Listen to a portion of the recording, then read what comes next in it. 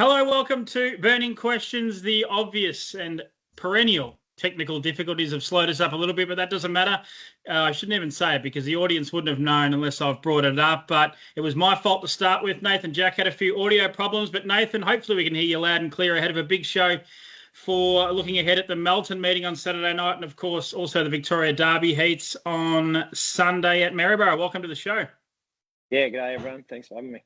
Thanks, Nath. Ever Justice joins us from the feed room there in Toolan Vale with Shaker Maker, Mufasa Metro, all the champions on the back of the wall. And any sign of that Tasmanian Cup victory ever? Oh, Tim, you have to bring it up every time. No, it's not in here. It's actually inside. It's a bit more special, so that one stays inside. Keep it nice and warm in the house for sure. And Brett Carroll joins us. What have you got up on the wall, Brett? Some footy memorabilia or something? No, none of that. I don't really. There's a few artworks and things like that. Yeah, not much. I don't have any horse memorabilia here. There's some in the shed somewhere, but I don't know if I could find it if you ask me. But, was it the Storm Inside? That was your best horse, wasn't it? Oh, I don't know. He's all right. No, he was pretty good, but, probably have more fond memories of the horses I had when I was young and actually training them and things like that, Yeah. But, yeah, they're back in the memory bank there still, so it's all right. Good stuff. Let's get stuck right into it. Pride's Easy Feed, one of our great supporters of the show. They stand as a proud supporter of the harness racing industry with their set recipes and quality ingredients to give the trainer confidence in what they're feeding. So make the switch to Pride's and start getting the result you've been chasing. Finding the first winner looks awfully hard, but who is most likely in the opener on the card? Saturday, October 19, Melton is the venue. Talking about the opening race at 6:30 p.m. Found it very difficult. I'll hold you to last here, Brett, but I will go with Nathan. You pick up the drive with Skinny Dip first up from a break. What are your thoughts here? Can he produce, not an upset, but can he produce a victory first up from a break? Oh, he's going to need a lot of luck. He's going to be short of a run or two, but he needs a bit of practice, so he can go around. It's a real tricky race, I thought. Spirit of Arion's as fast as any horse in it, and if they run it sort of genuine, I think he'll be the hardest one to beat. But, yeah, to find a winner, I'm not too sure what the winner is, but he's a horse that I've driven and I do really like. I'll probably be following him everywhere, but I think he'll be a little bit hard for me to run down. To take 3 metres off him, that's for sure, and we're going to be wide, so I might even go through the middle, but you got horses like Lay Down, it's a fast horse as well, so I'm not too sure what'll win it, but it's going to be a good race. Yeah. Ever Justice drives Courageous Saint. Ever, I don't think you drove him to victory last time. It might have been Jack Law, I reckon, but he was really good last time. I think he held out Louis Luai. Do you think you're a winning chance, or do you think there's a few ahead of you in this race? I don't think he's in without a chance. I think there's a lot of horses in this race with winning chances. You could probably make a case for basically every single one of them. The front row, there's horses like Just as well, who's got a lot of gate speed, but it is over the longer distance. So whether they decide to use it or not 100% sure. Even a horse like Young Bluey, who looks like it could be at odds, comes out of 1. It's surely got a place chance. Yeah, it's a hard race to read. Even Blake Bolak from 7, it's been going really well, and it's a bit of a tough dour sort of horse. So if it puts the speed on, then it brings the back markers in. And like Nathan said, Spirit of Arion's a really, really fast horse. So I think basically any of them could win it. It'll just depend on the night who performs the best and how the race is set up. Yeah, I think that's the case. Brett, we'll go to you. I'm with Spirit of Arion narrowly ahead of a host of others. Are you seeing it the same way, or what are you doing here? Sometimes you can produce one at odds in these sorts of races.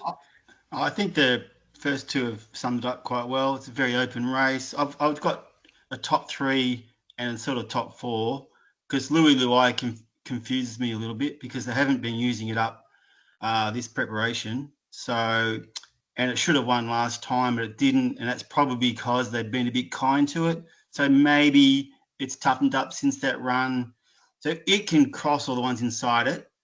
And then it's a matter of does it hold, does it hand up? So I think either way, I reckon Blake Bolak's got a pretty good chance to work into the top. So I'd probably make it my top pick. But I do respect Spirit of Arion a lot, and Just as well, because he ran in the free-for-all last time. And I think that really does give him a lot of benefit, I reckon he's going pretty good and gets Greg Sugars, yeah. Yeah, okay. So Blake Bolak, Sorry, Louis Luai on top for you, did you say? Or Blake No, Carroll? Louis Luai is in my top 4. But Yep. if it wasn't for him, I'd be more confident of working the race out. But I'm not sure what they'll do on it because, bit confused. Yeah, he disappointed me last time I was on him at Bendigo. He couldn't get past, I think it was Courageous Saint. It was that race and had it all there for him to win. But, let's go wide perhaps in the early quaddie to kick off the card. Logical Staffing Solutions provide labour hire and recruitment services to the transport, warehousing, automotive and manufacturing industries. The logical solution for your staffing needs. Mufasa was close to an upset on Vic Cup night. So is he the one to beat in this free-for-all fight? Race 2 on the card at 7 p.m. We will go. I might go straight back to you here, Brett. We'll leave the two drivers to last. My opinion here, I thought Kiang Chucky might be a chance to work to the top here. I found it an interesting race, but I went with Kiang Chucky on top. How did you see it? You're throwing me one from left field there. Kiang Chucky working to the top. I didn't realise they were using that horse up early. I thought chance of going forward. But you're throwing one out from left field there, Tim. Wow. This is the chance. All right. Well, I think on times from last week, Kiang Chucky on Rejet and Fast Metro, almost identical. So it's going to come to tactics and what happens in the rest of the field. One overall was pretty ordinary last week, to be honest. But he can throw in one of those races where he just loses his action for some reason. So he's sort of the only other chance, I think. But I can't really split them, to be honest. Can you, if you don't think Kiang Chucky works to the top, can you at least find us the leader then? Well, then I'm Ready Jet might work to the front. And then it'd be pretty hard to beat, you'd think. I'm just ignoring the failure when he was short favourite that time. His run last week was right back to his prior form. So sometimes they throw in I think Andy said he tied up, which I know nothing about. The other guys can elaborate on that. That's just getting tired, isn't it, Nathan? Tying up? Pretty much just like the gas are building up, yeah. Yeah. You are driving Revelstoke, one of 2 runners for Andy Gath. Are you going to get involved early, Nathan? Oh, well, she can run the gate a little bit, Revelstoke, but I don't know what'll lead. I thought Kiang Chucky was a chance of leading, but I was a bit like you. But I'm Ready Jet was a terrific run last week. Felt that she was back to somewhere near her best. I'm sure the camp would have been happy with her. I never spoke to them much after because they were looking after Call Me the Breeze, so I was sort of just on and off. But I thought the run was full of merit. I thought one overall's run probably wasn't as bad as it looked. He'd done a fair bit of work early, then had a look for the front, and there was no front, so you could probably put a line through that one. Another tricky race, Masafa Metros, looks like he's back to his best as well, but he's probably going to need a little bit of speed on early to help him. But yeah, I don't know. It's a tricky race, and there's a lot of quality horses in it, that's for sure. You're a winning chance, though, Nath, do you think, with a bit of luck with your horse? I'm going to need luck. She's always showed she's a step below him, but if she gets a little bit of luck in running, she's going to be thereabouts. Yeah, she's quite fast. Yeah. I just difficult race. I just thought, it was interesting with the Lees having the horse 1, Imperial Monarch. I thought initially Sacred Mountain might get across and then would probably take cover, and I thought whoever was there first would get it. I'll have a stab in the dark and go Kiang Chucky. Eva, just for a fleeting moment on Saturday night, did you think you might be able to just run past those couple in front of you? Around the turn, I thought he was still travelling really well, but I know how hard those 2 horses are to run down. And then when we got the sprint lane for maybe a half a second, I thought he was a chance, but it faded away pretty quick. But I was still happy to run third. Yeah, it was a really good run. You come up with the same draw. What are your thoughts here with Mufasa Metro on Saturday night? Can he win? It's not as ideal as last week, that's for sure. But he definitely can win. But there's not much splitting the 3 horses, the 3 best ones in it. So it'll depend how the races run, which I'm not entirely convinced how that'll happen either yet. So it'll come down to a lot of things, and I'm going to have to go over the race a few more times, and we'll have to see what happens. Happy with him at home though? He's working well. Yeah, he's been really well. I think he's probably back to his best. Yeah, and he'll go towards Sydney for the Inter-Dominion, will he, at the back end of the year? Yeah, I think so. I think that's the plan. I mean, ran second in it last year and 4th the year before, so may as well have another crack. Might as well. Yeah, I was like you too, Nath. I thought 1 overall was, a bit better than maybe first glance. He did have that crack for the front there last Saturday night, and a lot of people were tipping him. I think just about everyone was tipping him last Saturday night, so he's a really good chance. Let's move on to question number 3. It relates to race number 4 on the card, the Aldebaran Park Tatlow Stakes for the 2-year-old trotters. Nathan's more than happy to partner Glenn's gun, so do we expect Gatesy to simply win for fun? I was trying to rhyme gem with something there, but I got sick of trying and went with gun. Hold you to last, Nathan. Brett, we'll go back to you here. How did you see this 2-year-old trot leading into the Redwood? I thought the front line was really interesting. There's a few scenarios it could play out, but I thought Gatesy's Gem might be able to get to the front ahead of Kian Kirky and follow that trend of those two kind of dueling it out early in the early stages of their recent races. Yeah, I'm on the same page as you there, Tim. I'm probably going to stick my neck out and say that I don't think Rainbow Jester can win, even though it's favourite. I think relatively equal favourite on the markets at the moment. Just don't think barrier 1's a very good barrier for it. The only other time it drew a pole, it missed the start, so I can't see him pushing off the gate and holding out Kirky, who's pretty quick.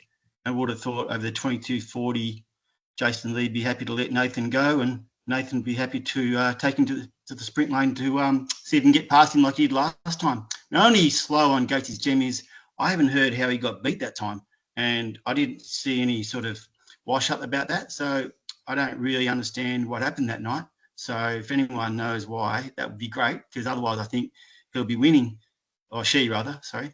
But that's my only reservation on Gatesy's Gem's chances is I'm still confused how we ran fourth that night. Yeah, I know. I guess all those false starts and all that time, it must have played a little part. And from memory, she got keen, but we'll come to Nathan in a second. Just one more question for you, Brett. Joe Thompson's horse went superb first up there. I think it was at Charlton, backed in maybe by you from big odds into odds on. What are your thoughts on Alrighty getting involved early? I don't think I was the only one on. It was a pretty popular statewide tip, that one.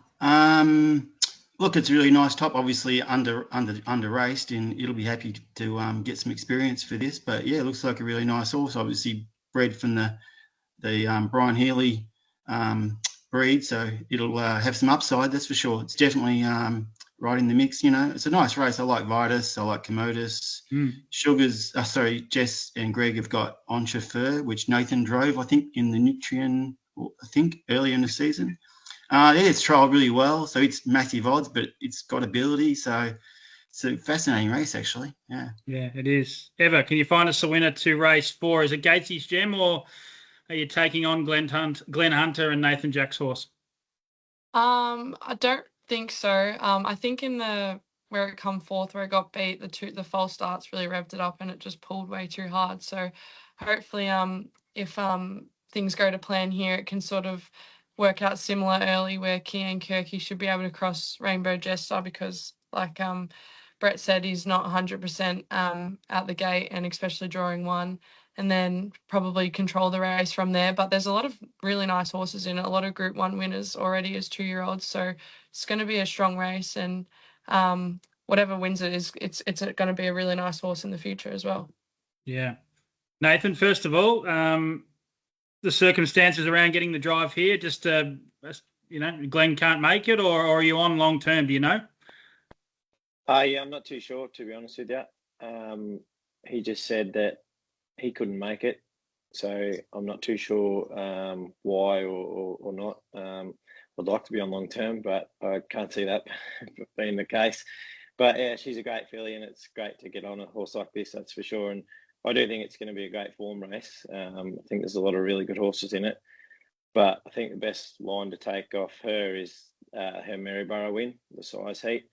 How easy she beat him, and I think she ran a 56.5 or something, and just done it in second gear. Like, she done a lot of work early, and then I poked around on Courtney Laker's filly and just sat outside her quiet and thinking, well, I'm a chance of beating her here, and I didn't get within 20 metres of her, and she just jogged it. So yeah, it was disappointing that she got it all wrong in the size final for Glenn and the connections, but she's been back to the trial since, and I'm sure he's ironed her out. Yeah, I was looking back at that replay yesterday. It was, I think it was a similar scenario. I think Kian Kirky led. Gatesy sort of worked hard and then just blew him away. It was, really off that. It's really hard to, off that performance, Nath, and that one alone. It's hard to see her really getting beaten, isn't it? With even luck here on Saturday night. I can't see her getting beat if her manners are right. If she gets too keen or something like that, or then she might be in a bit of trouble. But I think she just showed how fast she is and how strong she is that day. And I think she's the best one we've seen so far, not just filly, but the best trotter this season for the 2-year-old. So sure, I'm excited to drive her, that's for sure. Yeah, and into the Redwood, obviously, you think she'd be really hard to beat if she puts it all together. Yeah, Redwood's a bit tricky. I'm not a real Redwood fan. All year we teach them to try and be settled and go away from a mobile, and then it's the one stand-start race. It's a big crowd right on the fence. The Locomotive was bomb-proof early as a 2-year-old, and he got it wrong there at the Redwood. And it's the only time he ever got it wrong. And he was a bomb-proof horse. So it just goes to show how hard it is. But whatever that path they go with her, I'm sure she'll acquit herself well. Yeah. No, looking forward to that one. It's going to be great. I think I said last for that Vic Bread night, Nathan, you mightn't have heard it because he probably would have told me about it. I think I said Gatesy's Gems are 100 times bigger moral than Derek the Jet on that card, and we know how that ended. Yeah, Derek the Jet absolutely bolted in, and Gatesy's got beaten. So I'm looking for Gatesy to bounce back on Saturday night. Let's have a look at Sunday. Briefly at the Sunday heat, but maybe more long term because we're trying to build up these really superstar horses. And the fourth and final question: Zahara and Derek are both so flash, but who reigns supreme when the two finally clash? They haven't landed in the same heat on Sunday. Kiang Zahara draws barrier 3 in the first heat of the Victoria Trotters Derby at Maryborough on Sunday, and Derek the Jet draws barrier 2 in the second heat. I mean, I think we all think they will both progress through and win, and if they don't win, they'll almost certainly make the final, and they'll clash maybe with records of 10 starts for 10 wins. Brett, I'll go to you first. They're great horses. Who do you think will ultimately reign supreme in the Derby on October 27? Well, they've got to beat 3 home on Sunday first, don't they? They do. They very much do. I'm gonna tip that they do. Yeah, I hope they both win, obviously, so then they'll both have 10 from 10. I prefer if they didn't have the heats and they ran straight to a final because I think it's just as good a build-up, if not better. And the horses probably all ran last week. I think they'd probably, both trainers would prefer to have a rest. But, yeah, obviously I don't think we've seen one as good as Zahara for a while. So as much as I like Derek the Jet, and he's right up there, and in most seasons, he'd be, a stinking moral to win this Derby. But I haven't seen one as good as Zahara for a long time. So that's Zahara for you. Eva, Zahara or Derek, providing they both clash in the Derby in a week and a bit's time?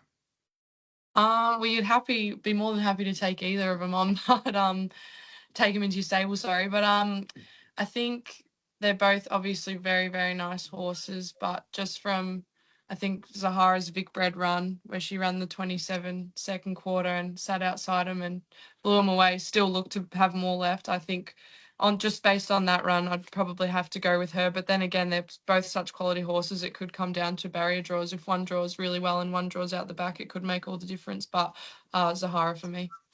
Zahara.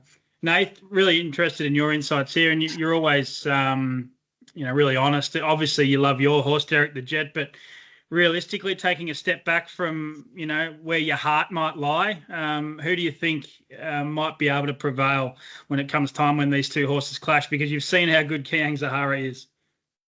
Oh, yeah, she's the best one we've seen for a long time, I think. I've been lucky enough to drive a few Derby winners and a few really good juveniles, but she's the best I've ever seen, I think.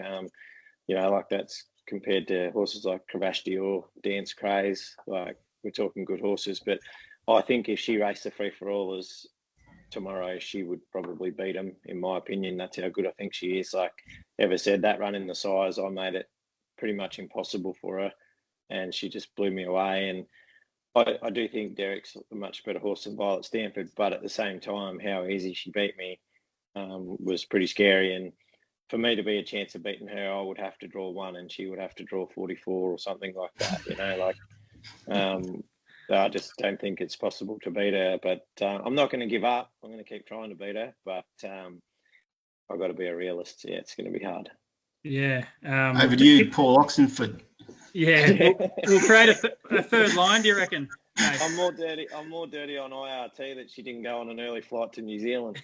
Was that the reason? Was there a flight issue? Oh, is that right?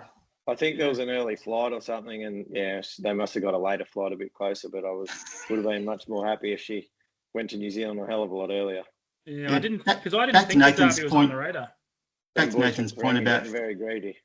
Sorry, back to Nathan's point about free-for-all class. If they bring a great Southern Star next week, I think we'd all be on Zahara. Yeah, I think so. Just one more, Nathan, on that fascinating Vic Brett race where you rolled along and tried to beat her and did all you could to beat her. Did you think during the run that you would beat her? Because you would have been pretty happy with the way you drove your horse, I reckon. Yeah, I was real confident in the run. Even along the back when she got in on my back, I wasn't worried because we'd gone that hard. I thought she has to be gasping for air, like she's going to knock up chasing me.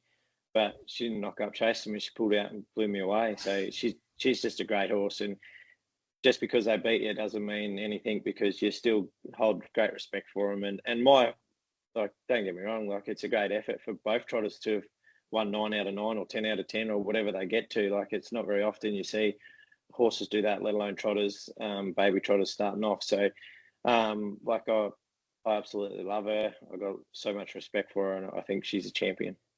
Yeah.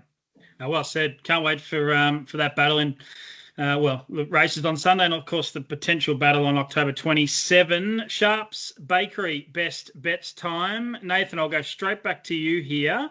What are you doing with your best bet token on Saturday night? Yeah, I've got one at a bit of value here. I'm going to tip Hurricane Harley.